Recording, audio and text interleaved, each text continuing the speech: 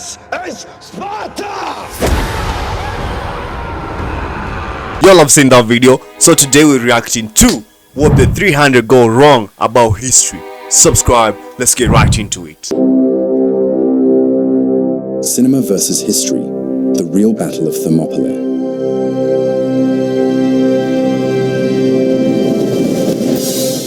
The world of cinema has often drawn inspiration from historical events and stories, giving rise to dramatic and engaging films, not just from Hollywood. One such example is 300, a film based on the events of the Greco-Persian Wars. Directed by Zack Snyder and inspired by Frank Miller's graphic novel, the film tells the story of... I remember watching this. These people really were well built, like the muscles. Oh my days, these niggas were fucked. The bravery and determination of 300 Spartans who face an overwhelming Persian force. However, when comparing the cinematic and comic book versions to historical reality, there are significant discrepancies that distort viewers' understanding of the actual time period. Rather than portraying events with historical accuracy, the movie offers striking visuals and intense action scenes. Let's take a closer look. Yeah, that's the reason. That's why movies do that, because they have to make it catchy, they have to make it interesting for people to watch. The key differences between the film 300, Battle of Thermopylae, and what really happened. In the film, King Leonidas leaves Sparta with just 300 warriors, later joined by Daxos and a small force of Arcadians. In reality, the Greek army at Thermopylae was much larger.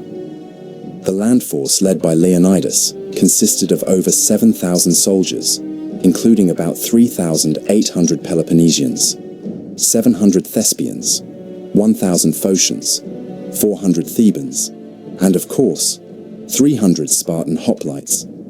In addition, each Spartan warrior was accompanied by 3 helots, enslaved laborers forming the economic backbone of Sparta, adding about 900 more men. Not all of them fought in the battle. Leonidas tasked the Phocians with guarding a mountain pass, which the Persians later discovered and used to flank the Greek army, thanks to the betrayal of Ephialtes of Malice. In the film, Daxos informs Leonidas they are surrounded and then retreats with his men. In reality, Leonidas gave his allies the option to withdraw, and while many accepted, around 2,000 men chose to stay and fight, including Spartans, Helots, Thespians, and Thebans. Yeah, because we were going to war. Then you stand there and be like, today we're gonna fight these people.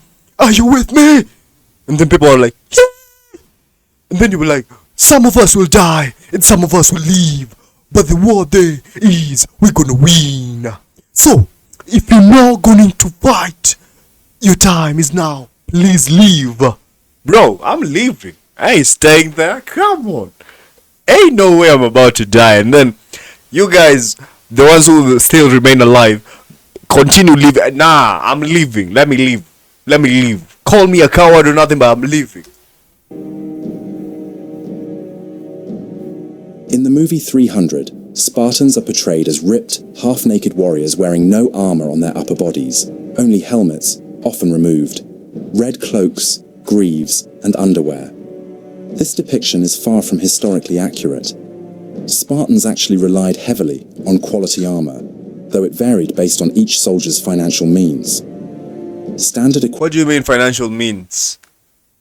Didn't they like get funded by the army or the king or the queen who is actually there?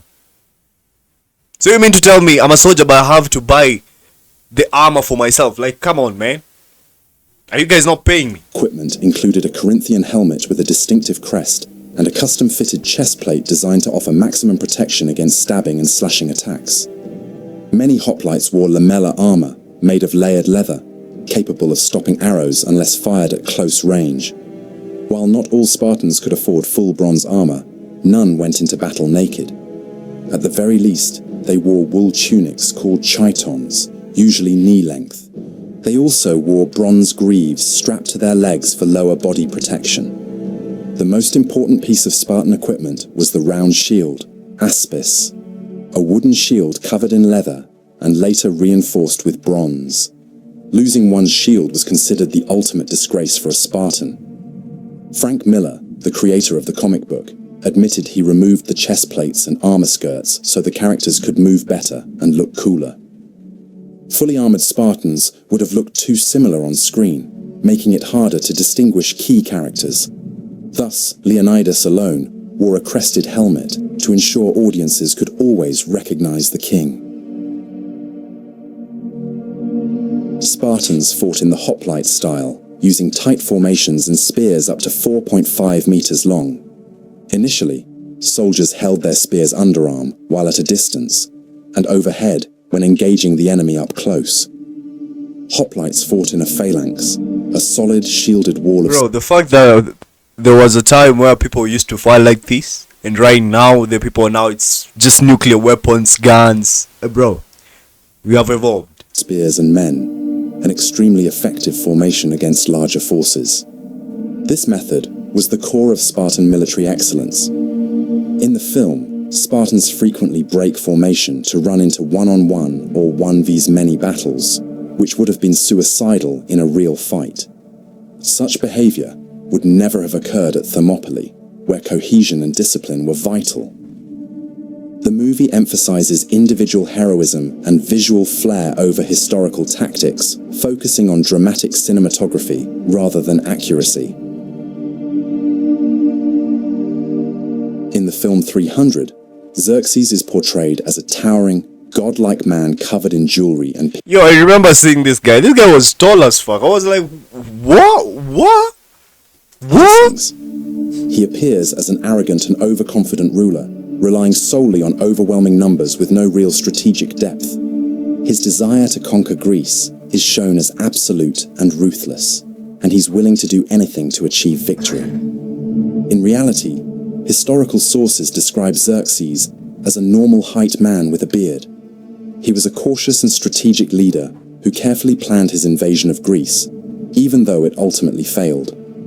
Xerxes was also a cultured ruler who supported art, science, and architecture and presided over a flourishing period of construction and culture.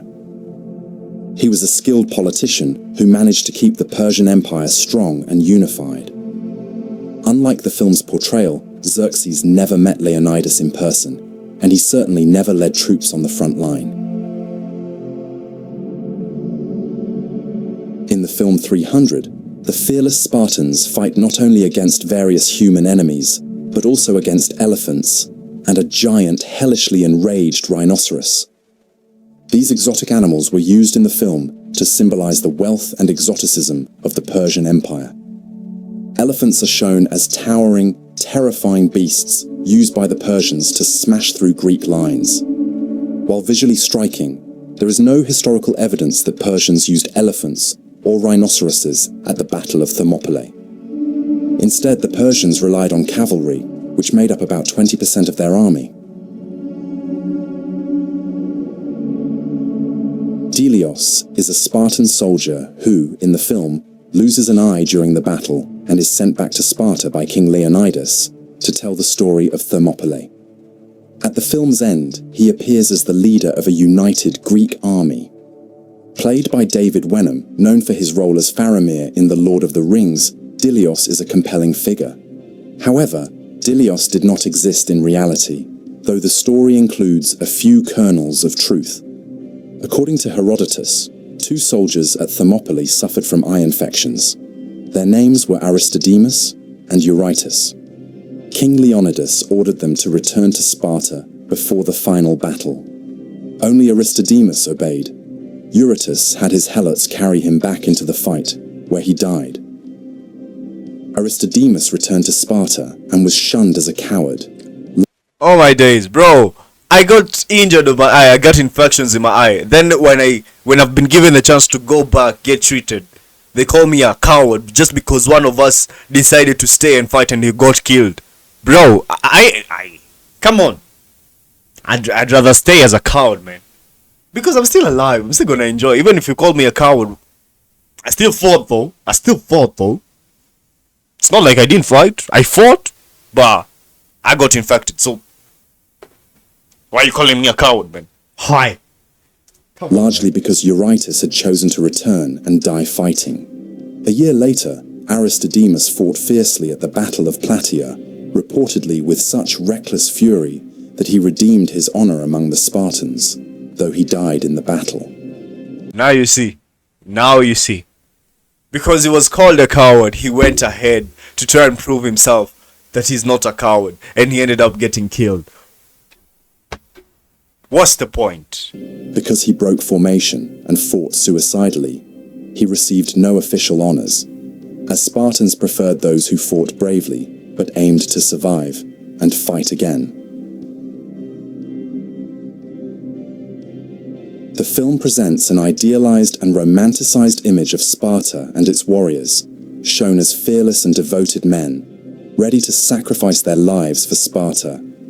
It emphasizes their harsh discipline, rigorous training, and moral values. Spartan warriors are depicted as the epitome of virtue and courage. However, Sparta was also the largest slaveholding state in ancient Greece. Its society relied on a class of slaves known as helots, who made up a significant portion of the population. Helots were war captives, or their descendants, bound to the land they worked. They lived in family communities and could not be sold or bought like traditional slaves.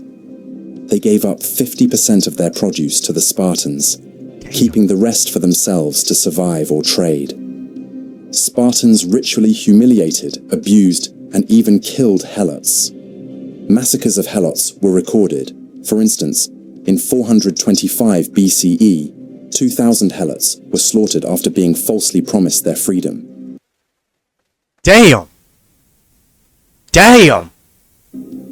You mean to tell me you guys, I've worked my ass off, give you 50% of what I've gotten.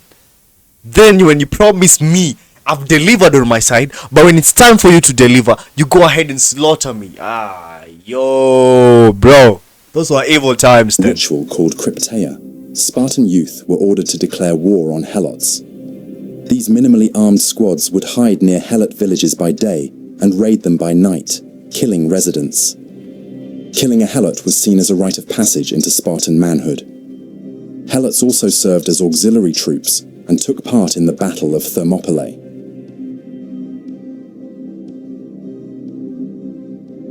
The opening scene of the movie 300 shows an elder examining a newborn Spartan boy, dramatically standing on a cliff ledge above a pit of bones and skulls. The man says that if the child is small, sickly, or deformed, it is thrown from the cliff. What?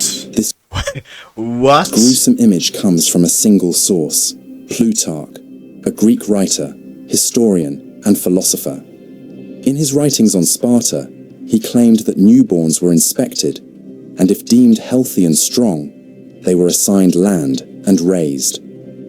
If the baby was weak or deformed, it was taken to a steep place on Mount Taygetus and left to die, believed to be best for both child and state.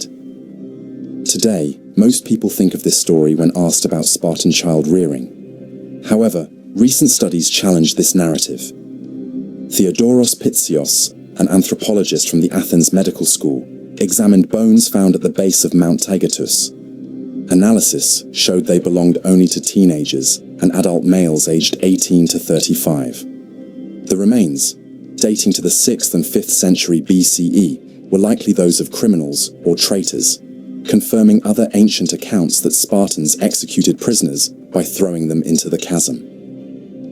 Pitzios concluded that the story of throwing infants was likely a myth popularized by Plutarch, written more than 500 years after Thermopylae. Now this is where this is Sparta! One of the most iconic scenes in the film is King Leonidas shouting, "This is Sparta," before kicking a Persian envoy into a well. In the movie, the envoy had asked for earth and water as a symbol of submission to the Persian Empire, but this scene never happened in real life. According to Herodotus, a similar event took place earlier, and after that incident, Xerxes never sent another envoy to Sparta. So while it makes for a memorable cinematic moment, it's that line was like so good, honestly. pure fiction. In 300, there is no mention of another battle that took place at the same time, but in a different location, the Battle of Artemisium. Here, the navies of allied Greek city-states like Athens, Corinth, Sparta, and others fought against the fleet of the Persian Empire under King Xerxes. The Greek War Council, knowing the overwhelming number of enemy forces, decided it was essential to have two key battles, one on land and the other at sea. Athenian general Themistocles proposed that the united Greek forces block the Persian ground forces at the Thermopylae Pass and prevent their navy from advancing through the narrow Artemisium. There was this game I used to play. I think it's the 300. There was a game called 300. Bro, that game was so good because you used to play on these boats. I don't remember. Strait between Euboea and the Greek mainland.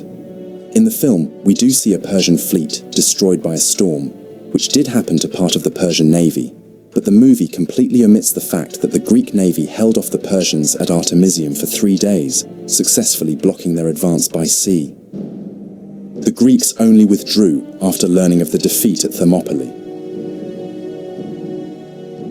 Thermopylae. In the film, Spartan King Leonidas appears as a young man in his 30s, but in reality, he was about 60 years old when he defended the pass at Thermopylae in 480 BCE. Leonidas also wasn't the only king of Sparta. Sparta was ruled by two hereditary kings from the Agiad and Eurypontid dynasties, both wielding equal power. This dual kingship, or diarchy, was a hallmark of Spartan politics. The kings primarily had religious, judicial, and military responsibilities. If one king led the army in war, the other had to remain in Sparta to manage political matters and defend the city. Still focusing on Leonidas.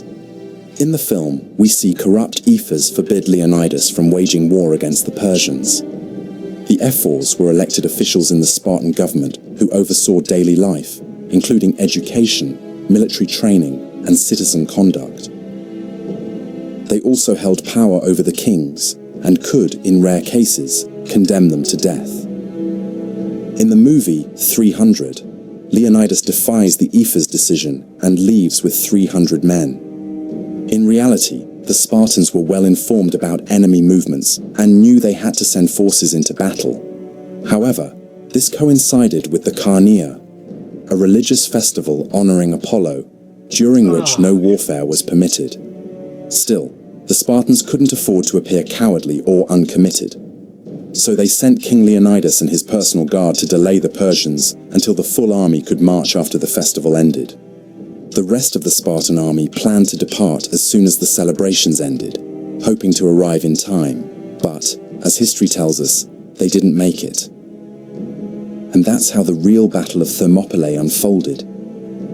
Which difference from the film surprised you the most? Would you like to hear more stories? Okay, I hope you guys about enjoyed historical that. figures we mostly know from movies or TV. This was a great video. Yeah, so yeah, let's react to another.